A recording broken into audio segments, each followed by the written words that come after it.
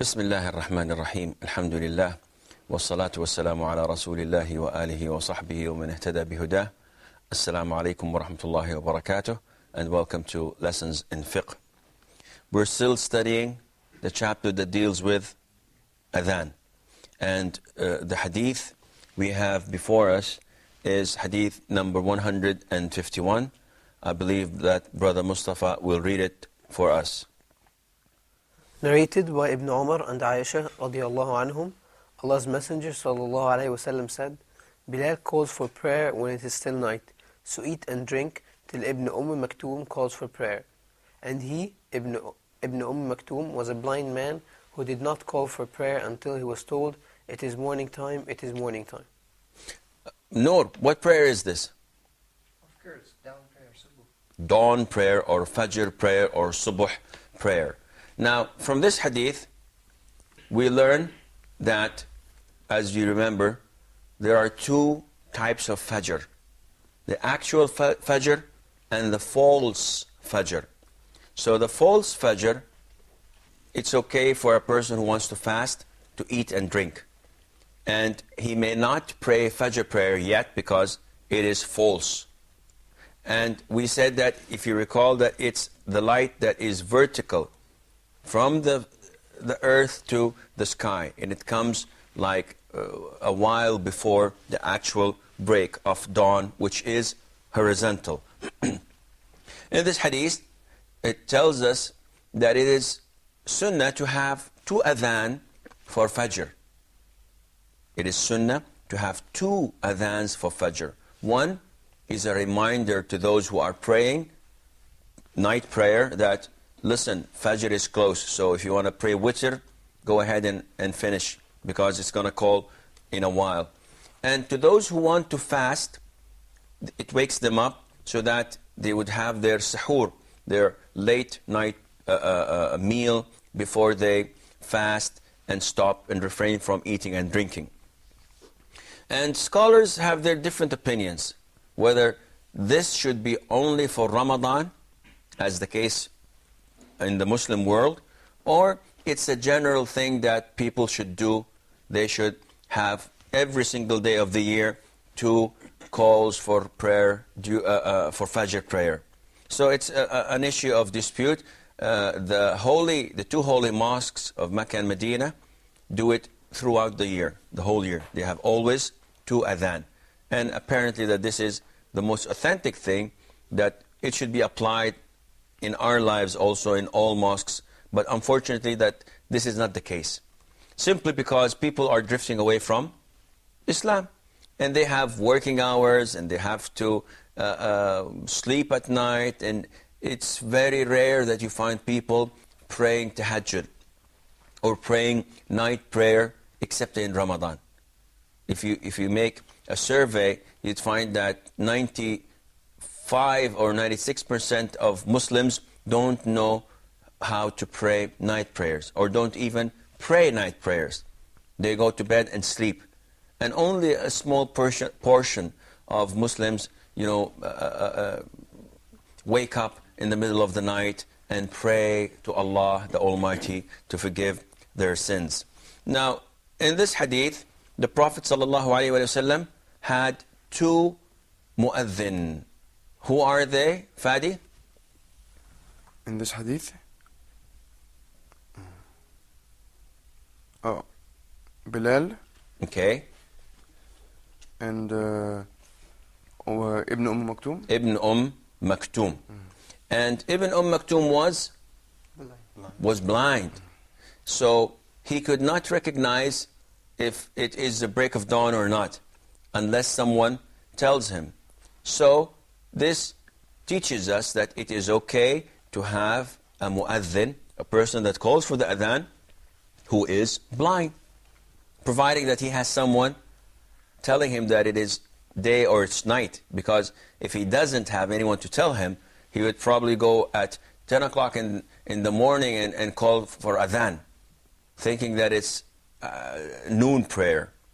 And this is not acceptable. But if we have someone to tell him, to indicate to him that it is time for adhan, then this is permissible, and this is acceptable. And again, Abdullah ibn Maktoum was a companion of the Prophet ﷺ. Allah Azza wa Jal has revealed a surah to our Prophet when that is the Prophet ﷺ was not cooperative with Abdullah ibn Maktoum, the blind man who came to seek knowledge, but the Prophet ﷺ was engaged in teaching and calling those heads of tribes of the non-Muslim tribes. Abdullah ibn Maktoum also was used to assume positions in the case of the absence of the Prophet ﷺ.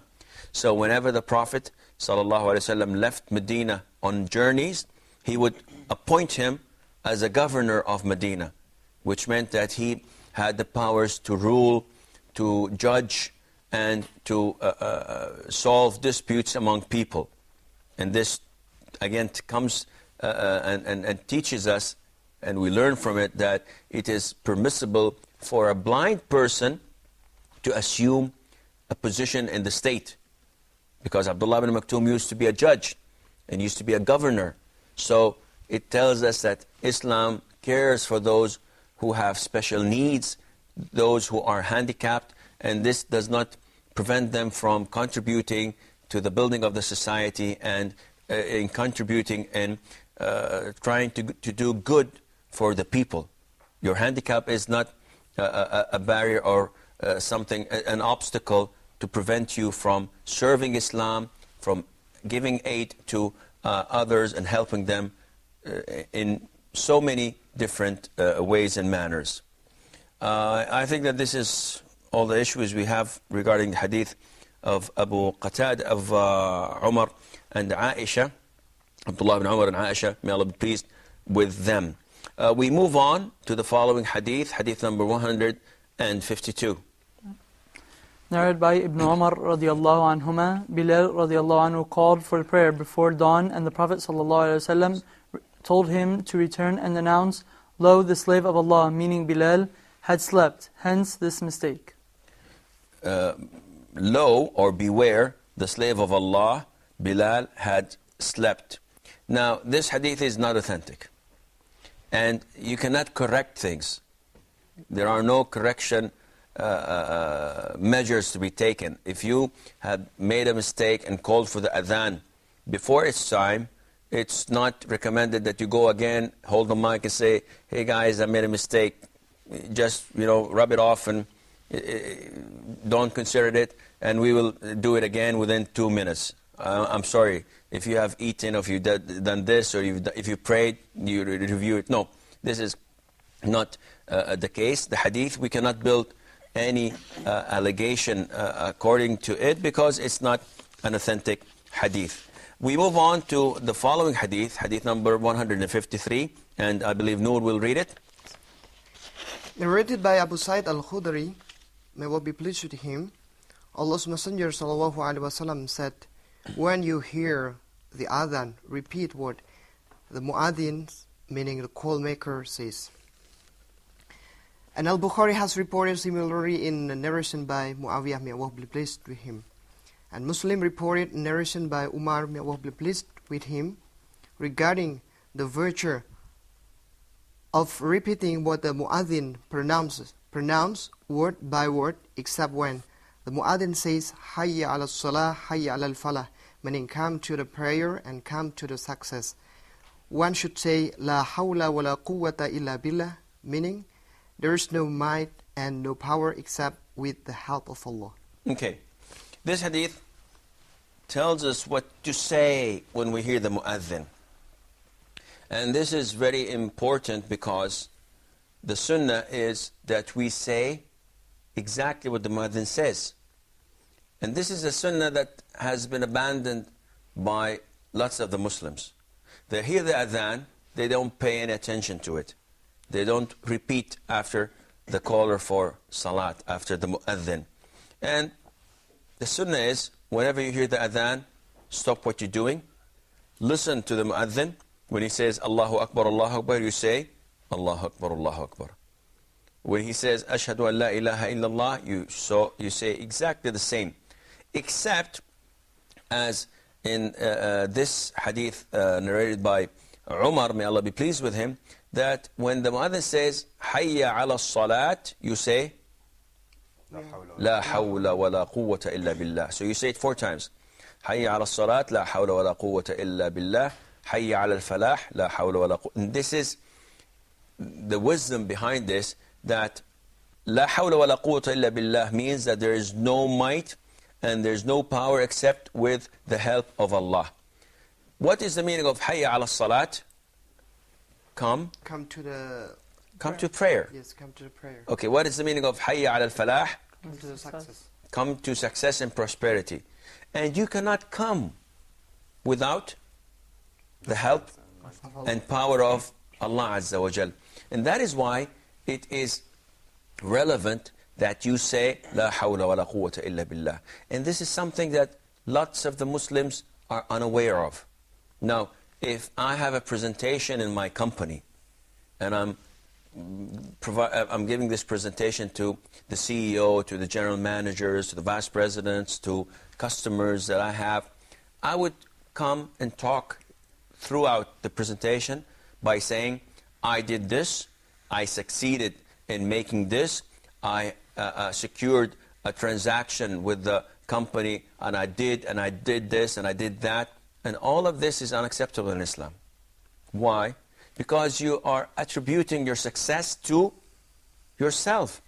You're claiming to be the origin of success, which is wrong. You have to attribute everything that you know and gain, everything that you succeed in doing, to Allah the Almighty. Otherwise, you would be associating someone else. You would be associating your powers and efforts with Allah Azza wa Jal. And this is unacceptable. We cannot do anything without the guidance of Allah, without the power and might of Allah Azza wa Jal. And if we fail, this is because of our own wrongdoing. And if we succeed, it is because of the grace of Allah Azza wa Jal. So it's very wrong to say that I did this and I did that. You should always say, by the grace of Allah, I managed to do this. By the grace of Allah, I managed to do that. We have a short break, so please stay tuned. And inshallah, we will be right back.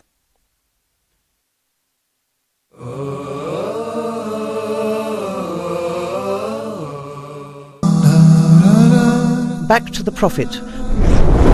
Join Sheikh Amar in the program Back to the Prophet, wherein he teaches us practical lessons from the Prophet's life and how this can help us to overcome our challenges in the present. We talk about the life example of the Prophet Muhammad, peace and blessings be upon him, seeking guidance for ourselves. In the early days after the revelation of the Holy Quran, the Muslims were greatly persecuted, so much so that quite a few Muslims had to leave Arabia and migrate to Africa to live among Ahl Kitab, Christian people who followed the gospel of Christ.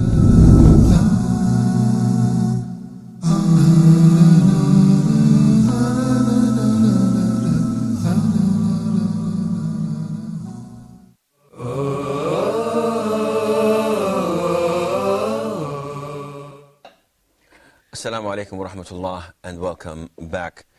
Before we move on to the following hadith, I believe that Brother Mustafa has a question. What if someone lives in a very high building so that he cannot hear the adhan from the masjid and he can only hear it on a recorder from the radio or something? Okay. Should he repeat after the radio, or? Well, this brings up another question, and I think it's relevant that we may ask this question, but remind me of the second question after I answer yours. Yes, whenever you hear the adhan, you may repeat after him. But some scholars said that if you hear the adhan from the radio, then it's not an actual adhan. So you may not repeat behind him. Personally, I think you may, because it is dhikr of Allah Azza wa Jal. So whether you hear it from a radio, from a tape recorder, from directly from the mosque, it's okay, inshallah, to call for the adhan. You have any comments? Yes, like, do the scholars that do not agree that you should like follow the mu'adhin from the radio, do they also know that sometimes the mu'adhin could actually be saying it live, and would it make a difference? No, that wouldn't make a difference, because you're not listening to him on this, at the same time. You're not in the same area or in the vicinity of the place he's doing. But as I said, I personally think it's okay to repeat after the adhan, whether it's from a tape recorder, from the radio, or you're hearing it directly. The question that came up into my mind that I'd like to share it with me is that the adhan, if you hear it, you must pray in the masjid. Is that correct? If you hear the adhan, then it means it's obligatory that you pray in the masjid. Because of the hadith of the blind man who came to the Prophet ﷺ, and he complained, saying, "O Prophet of Allah, my house is far away from the mosque. And Medina is very dark, and it's creepy at night. And I don't have anyone to lead me to prayer. And I'm a blind man, and there are, there might be dogs or stray dogs or scorpions and things that may harm me. So is there an excuse for me to pray home?" The Prophet said, ﷺ, "Do you hear the adhan?" The man said, "Yes." So the Prophet said, "You have to answer the call of, I don't find any permission for you not to attend." So it's obligatory. Now, in this high building of Brother Mustafa, because he lives on the 4th or 6th floor, and he does not hear the adhan, though the mosque is next door. So is it obligatory that he prays in the mosque, or because he does not hear the adhan, then it's okay for him not to attend? Answer, Fadi. I think he has to pray in the mosque. Okay, he doesn't hear the adhan. Even if he doesn't hear the adhan, he has to pray in the mosque. How would we say that? Where did you get this? Because the prayer of Jama'ah takes the status in fiqh that's wajib. Yes, but the Prophet said, "Do you hear the adhan?" Then he made the obligatory or not obligatory depending on hearing the adhan. So, what do you think, Muhammad? Yes, he must attend the prayer in the mosque, because he knows that this is a time for praying. He hears the adhan on radio or on television. He doesn't have any radio or television. So if No. Mustafa? I think he should attend, because he knew that this is the time of prayer, even if he does not hear the adhan. Then the Prophet should have told the blind man, ﷺ, that as long as you know it's time for prayer, you should come, whether you hear it or without. He's a blind man. He has people to tell him. What do you think, Abu Malik? Well, I had the same idea, same thought as Brother Mustafa. Which is? Which is, he should know the time. He should time, like have his watch or something, whatever. At 4 o'clock or 4:30 is Asr, 4:30 I'll be at the mosque. Okay, finally, Fadi. Like we said earlier, he should look at the sun and measure it by the shadow. No, he shouldn't. He shouldn't. Noor, do you have anything, or should I go on? I think I have some opinion. Okay. We have to come to the mosque and to pray together. But is it a must if he did not hear the adhan or not? See, the problem is the hearing the adhan itself the most important thing, or was it meant to be the distance that the voice of a normal person on top of a mosque, whenever you don't have these concrete shacks and buildings that we live in? It's not the actual hearing, it's the distance that counts. Because if it were to be the actual hearing, if I live exactly next door to the mosque, and I live in an insulated room, a well-insulated room, then this means that I will not be able to hear the adhan, although it's a couple of meters away from me. So scholars say, now, hearing the adhan is a must. But providing you are in the same circumstances where the Prophet ﷺ had. So this means that turn off the amplifiers and the loudspeakers. But move away from the concrete buildings you're living in. And move away from anything that consists a barrier to the sound. And then try to measure how far would the normal sound travel to. So people say, scholars say, that it probably travels to 2 to 3 miles away from the mosque. If in open environment, in normal houses made of clay, and a one-story buildings, then it would take them approximately 2 to 3 miles. It would travel maybe more. So scholars say if you live in the vicinity of a mosque of this distance, then you have to pray. Now, if you deliberately close the windows, turn on the air conditioning, turn on the TV, and put on your Walkmans and listen to a CD or whatever, and then you say, "Oh, Alhamdulillah, I didn't hear the adhan," this is not an excuse for you before Allah Azza wa Jal, and you'll be questioned accordingly. So, I hope this answers your question, Mustafa. I have another question. Then you have another. Let's go. Okay. So does this mean that if I live at a distance that's like 5 miles away from the mosque, that I do have an excuse to not pray the obligatory prayer? Yes, sir. You do, indeed. If you live away from the mosque in a normal distance that you cannot hear the adhan, you have this excuse. Because if the man answered the Prophet, the blind man, and he said, "No, I don't hear the adhan," what would you expect the Prophet to tell him, alayhi salam? Then you have an excuse. See, the problem is, does the adhan reaches you or not? Now, the loudspeakers don't count, because you could blow the sound like 20 miles away or 10 miles away. And it would be a burden to people to ask them to, if you hear the adhan, and then people say, "Well, I hear it from the radio, so this is an extra 50 or 100 miles," and so on. It goes on and on and on. No, this is not wanted for itself. It should, the normal voice, how long it will travel, how far would it travel in normal circumstances, without any high-rise buildings, without any concrete, and so on. Fadi. I have a question. If someone keeps turning on the TV because he likes to listen to the azan from one channel to the other, and we know that the azan is 24 hours per day all over the world on the timing, and he has like thousands and thousands of channels on his satellite dish, can he keep watching one adhan after the other, after the other, after the other, saying like before and after each prayer, 50 minutes of just listening to adhan?